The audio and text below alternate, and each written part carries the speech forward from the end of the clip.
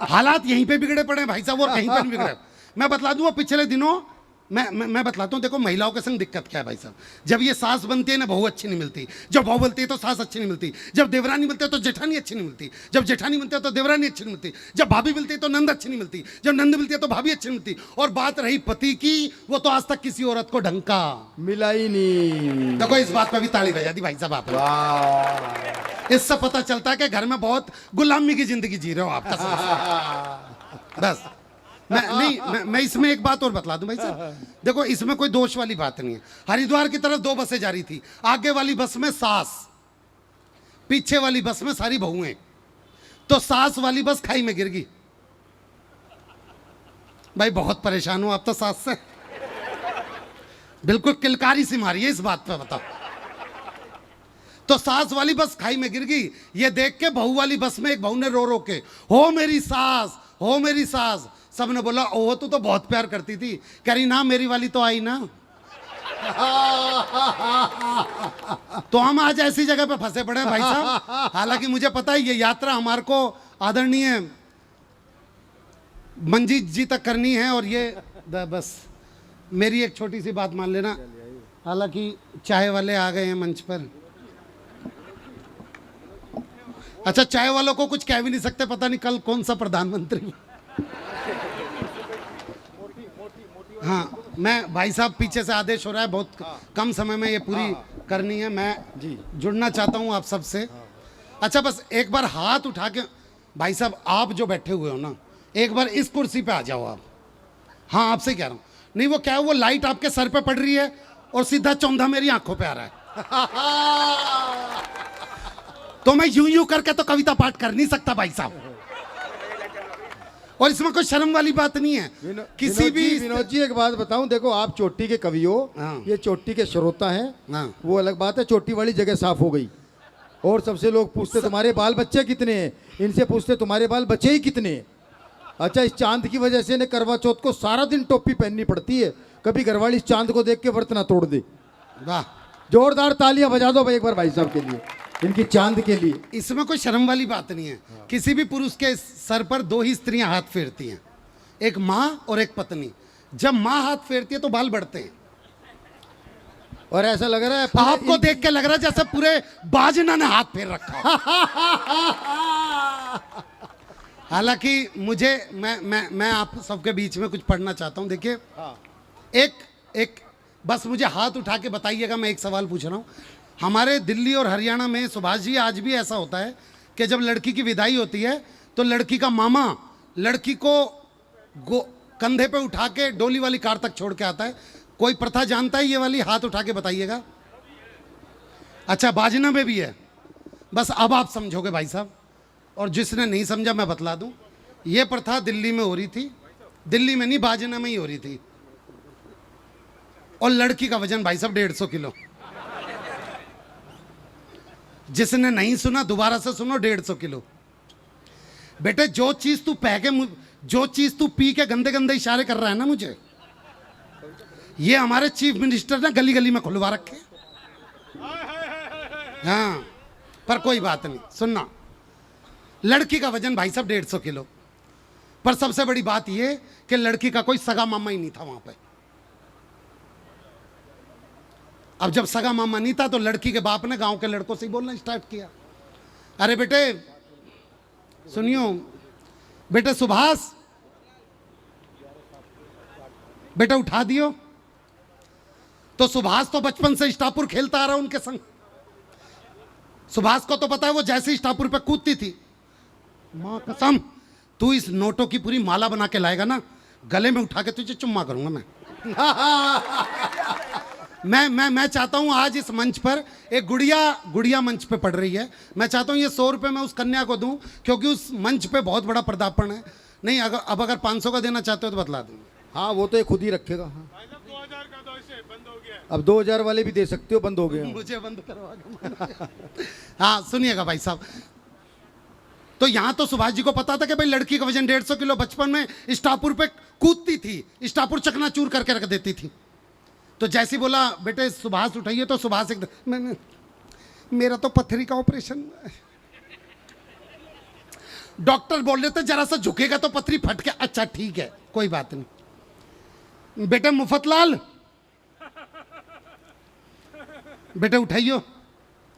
तो मुफतलाल बेचारा 150 किलो के चक्कर में ये भूल गया मैं आदमी हूं या औरत हूं। तो जैसे बोला बेटे मुफतलाल उठाइए, तो मुफतलाल बोला मेरा तो 7वां महीना चल रहा है।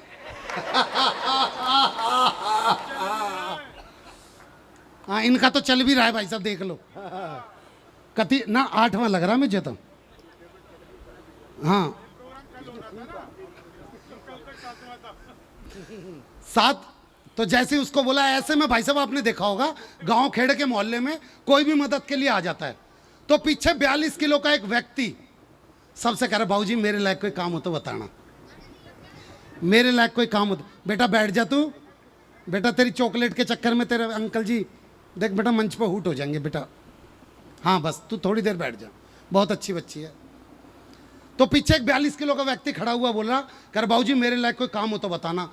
तो किसी ने मजाक मजाक में कह दिया भाई पीछे तो काम नहीं है, आगे होगा, जा आगे चला जा। अब आगे तो लड़की का बाप था, वो पूछते पूछते बाबूजी मेरे लायक कोई काम हो, लड़की के बाप तक आ गया। कह रहा बाबूजी मेरे लायक कोई काम हो तो बताना। अब काम तो उसका अंदर इंतजार कर रहा था। बोला जा छुटकी को लेके जा।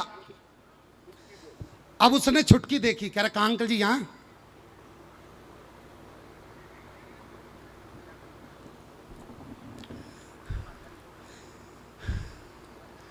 क्या करना है अंकल जी?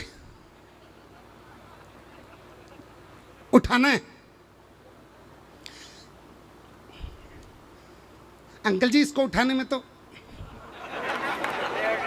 और छुटकी ना ही हो, यह तो मुटकी है। पर सबने बोला बेटे देख, बाजने वालों ने समझाया बेटा देख तूने बोल दिया तुझे उठानी पड़ेगी।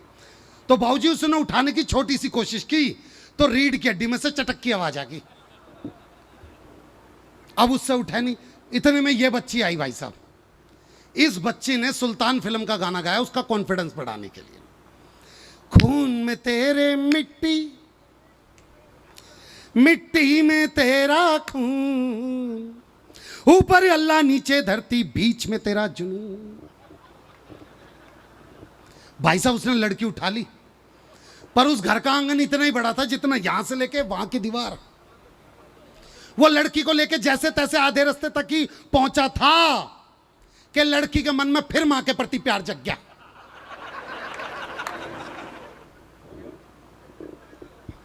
वो भाग के मां के पास है। लड़की का बाप बोल रहा जा बेटे लेके आ। कह रहा लेके आ मतलब ये इस वाली लाइट तक लेके आया तो लेके तो आ गया था, बस यहीं पे ले आओ ज्यादा। कह रहा दोबारा से उठा। अब दोबारा से उठाए तो उससे उठे ना भाई साहब। अब की बार इस बच्ची ने गाना बदल दिया। अब की बार गाना गाया इसने मेरी जंग फिल्म का, जीत जाएंगे हो। अब जिसने उठा रखे उसकी आवाज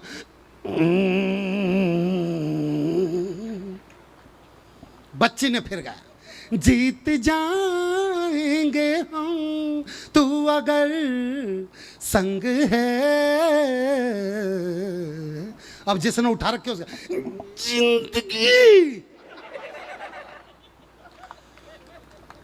और कदम पे बस खत्म है।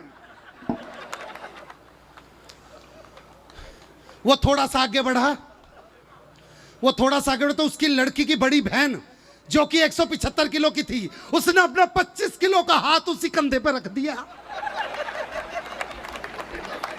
जिसमें पहले सुनो नाम।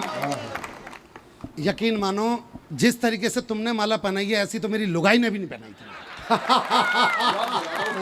नहीं, और मैं आपसे आग्रह करूंगा इस बार का करवा चौथ भी आप ही रखना मेरे लिए।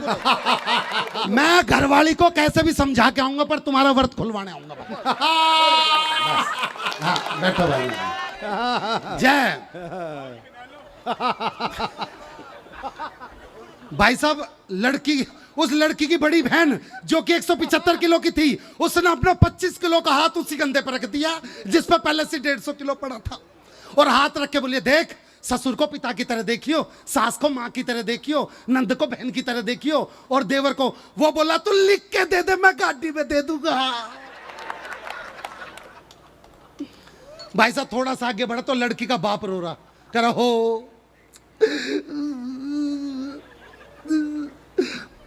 अच्छा रोते रोते बेचारे के मुंह से ऐसा शब्द निकल गया, ओ मेरी फूल सी बच्ची। अच्छा जी सुभाष जी, फूल सुन के तो उसका खून सूख गया जिसने उठा रखी थी।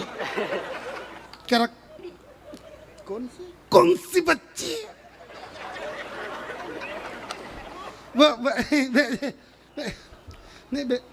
फूल सी बच्ची। कह रहा साले तेरे इस फूल ने ना शमशान घाट में मेरे फूल चुनने वाले काम कर रखे हैं।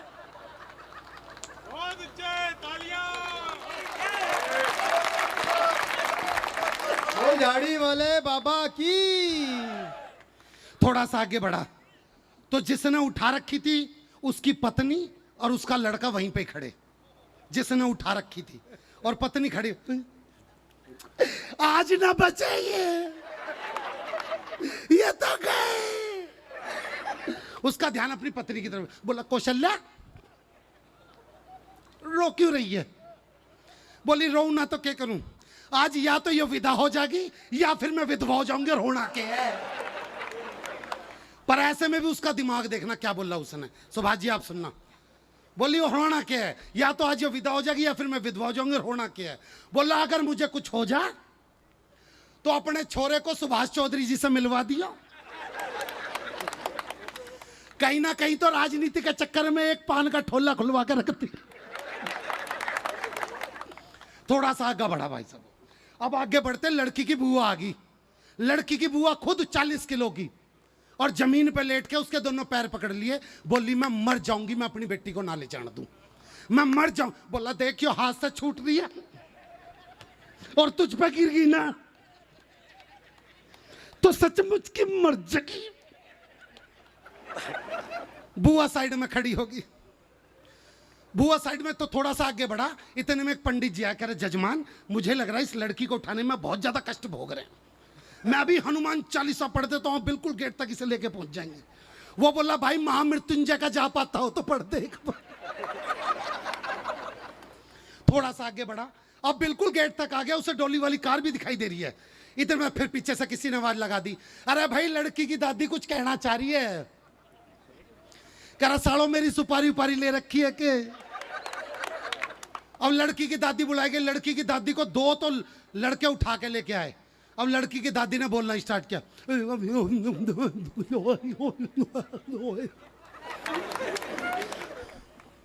भैया क्या कह रही है यूं?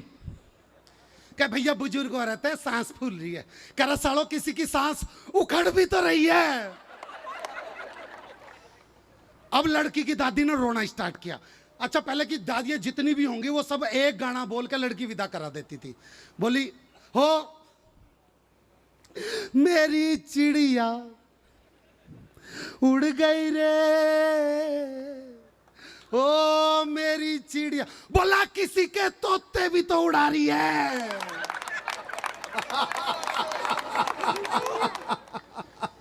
अब वो डोली वाली कार तक सीधा सीधा पहुंच गया। बोला जल्दी से दरवाजा खोल। ड्राइवर बोला अंकल जी यो गाड़ी नहीं है, 6 गाड़ी छोड़ के। वो किसी तरीके से हिम्मत लेके 6ठी गाड़ी तक पहुंचा। बोला जल्दी से दरवाजा खोल। उसका ड्राइवर अंकल जी वो, अरे बोल, वो मजाक कर रहा, वही गाड़ी थी। वो फिर दोबारा उसी गाड़ी पे आया। उसने बोला जल्दी से दरवाजा खोल, मैं बस उतार दूंगा इसे। कर अंकल जी ये दरवाजा जाम हो रहा है, घुमा के ले जाओगे? अब वो घुमा के ले जाने लगे तो एक बच्चा बोला अंकल जी पीछे हो जाओ। कह रहा क्यों, क्या हो गया? कह रहा अंकल जी यहां से गाय आ रही है। वो बोले बेटा गाय ना बोल, मैं गेंडा लेके आ रहा हूं। अगले ने जैसी छोरी गाड़ी में बिठाई, गाड़ी का पिछला टायर पंचर। लड़की का बाप बोले निकाल। कह रहे निकाल मतलब? अंकल जी ये तो ठुस्सी बहुत मुश्किल से है। पर किसी तरीके से गाड़ी कटवाई गई। लड़की जेसीबी पे विदा हुई। पर पग फेरा आप भी जानते हो भाई साहब, पग फेरा गांव का एक चक्कर लेके। बोला बस जैसी लड़की जेसीबी पे विदा, अगले ने चैन की सांस ली। लड़की का बाप बोला बेटा चैन की सांस क्यों ले रहा है? अभी तो गांव का एक चक्कर करके फिर घर में जाएगी, तुझे फिर लेके आना पड़ेगा। अगले दिन फिर यह हुआ कि लड़की यहां विदा हुई और उसकी अर्थी यहां विदा हुई। धन्यवाद विनोद पाल आपके क्षेत्र से।